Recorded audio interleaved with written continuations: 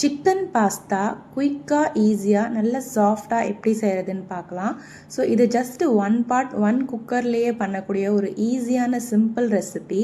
250 gram pasta நான் இன்றைக்கி எடுத்திருக்கேன். ஸோ அதுக்கு நான் பேனில் கொஞ்சம் ஆயில் ஆட் பண்ணியிருக்கேன், ஹோல் கரம் மசாலா, கொஞ்சம் பட்டை, 2 லவங்கம், ஒரு பே லீஃப் ஆட் பண்ணியிருக்கேன். 2 மீடியம் சைஸ் ஆனியன் கட் பண்ணி சாட்வே பண்ணிக்கலாம். ஸோ ஆனியனோட பச்சை ஸ்மெல் நல்லா போனதுக்கப்புறம் நான் இதில் 200 கிராம்ஸ் சிக்கன் ஆட் பண்ண போகிறேன். ஸோ அதுக்காக 2 tablespoon ginger garlic paste add பண்ணால் போதும்.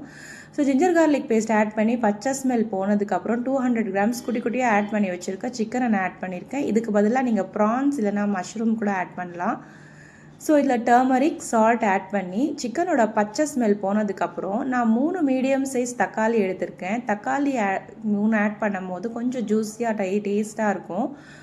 ஸோ தக்காளி ஆட் பண்ணி நல்லா கொஞ்சம் மிக்ஸ் ஆகி வதங்கினதுக்கப்புறம் மசாலாஸ் ஆட் பண்ணிக்கலாம். ஸோ நான் பச்சை மிளகா, 1 tablespoon chilli powder add பண்ணிக்கிறேன்.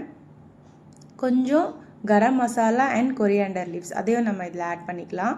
ஸோ ஒன்ஸ் இந்த பச்சை ஸ்மெல் போனதுக்கப்புறம் நம்ம garam masala, coriander leaf add பண்ணி விட்டுருக்கோம். அவ்வளோதான், மசாலாஸ் எல்லாம் நம்ம ஆட் பண்ணியாச்சு. 250 கிராம்ஸ் பாஸ்தாக்கு நான் 500 ml தண்ணி இதில் நான் ஊற்ற போகிறேன். ஸோ உங்களுக்கு குக்கரில் நீங்கள் பண்ணும்போது கொஞ்சம் எக்ஸ்ட்ரா ஆட் பண்ணி 3 விசில் வச்சா போதும். நான் பேனில் பண்ணுறதுக்காக கொஞ்சம் கம்மியாக தான் தண்ணி ஊற்றிருக்கேன். ஸோ இதில் நான் 250 கிராம்ஸ் பாஸ்தா ஒரு 5 மினிட்ஸ் நல்லா வாஷ் பண்ணி ஊற போட்டிருக்கேன். அதில் இது நம்ம ஆட் பண்ணிக்கலாம். மிக்ஸ் பண்ணி விட்டுக்கோங்க, சால்ட் செக் பண்ணிக்கோங்க. நம்ம லிட் க்ளோஸ் பண்ணி விட்டுறேன். கரெக்டாக நான் ஒரு 10 மினிட்ஸ் கழித்து இந்த லிட் ஓப்பன் பண்ணி பார்க்கும்போது பாஸ்தா எல்லாம் நல்லா சாஃப்டாக சூப்பராக குக் ஆகிருந்துச்சு.